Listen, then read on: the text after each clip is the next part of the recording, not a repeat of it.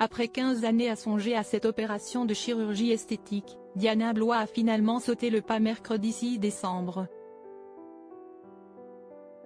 La mère de famille nombreuse, qui a eu recours à un lifting mammaire, confie souffrir depuis sa sortie de l'hôpital et avoir des douleurs atroces.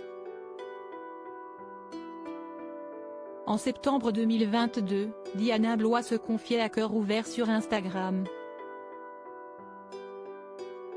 Elle avouait à ses milliers d'abonnés: « J'ai beau me dire que j'ai porté la vie cette fois, que j'ai 8 magnifiques enfants. Je n'ai jamais su apprécier ces traces. »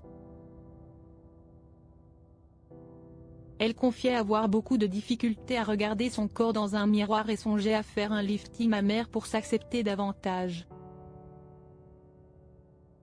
Si est désormais chose faite puisque l'épouse de Jérôme Blois a eu recours mercredi 6 décembre à cette opération de chirurgie esthétique tant désirée. Elle précisait la veille qu'elle rêve depuis 15 ans de sauter le pas, en vain. Et de se réjouir: « Je m'endormirai pour enfin me retrouver. Si est tellement fou.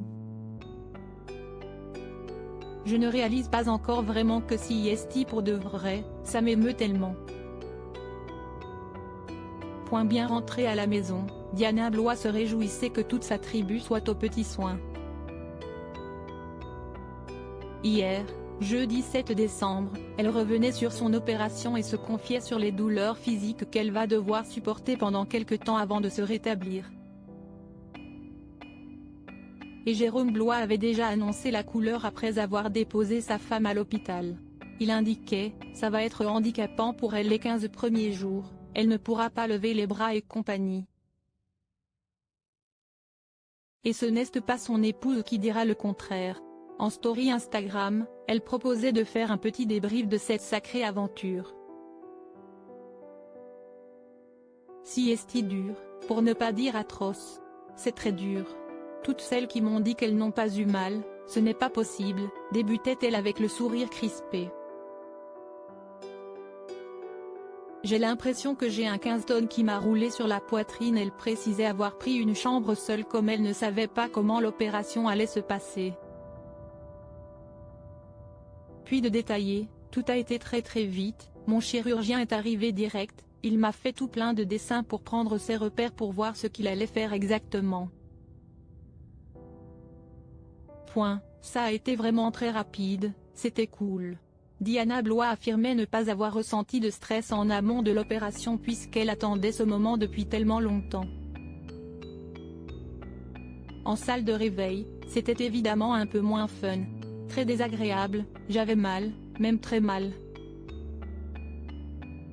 Ils m'ont mis des médicaments et ça me faisait encore très mal. Du coup, ils ont fait une demande à l'anesthésiste pour voir s'ils pouvaient me mettre de la morphine, racontait-elle. Après l'aval de l'anesthésiste et l'administration du médicament pour traiter la douleur, la mère de famille confiait avoir été soulagée. Sauf qu'elle n'était, hélas, pas au bout de ses peines. « Je ne faisais que dormir, j'étais crevée.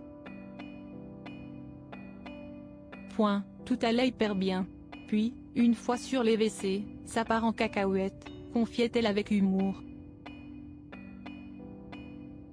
Elle détaillait alors ainsi son propos: « Je me suis levée, je vais aux toilettes et là j'ai la tête qui commence à partir en cacahuète. Envie de vomir. Je trouve la petite sonnette pour appeler les infirmières et là, elles arrivent en bombe. Je leur dis je ne suis pas bien.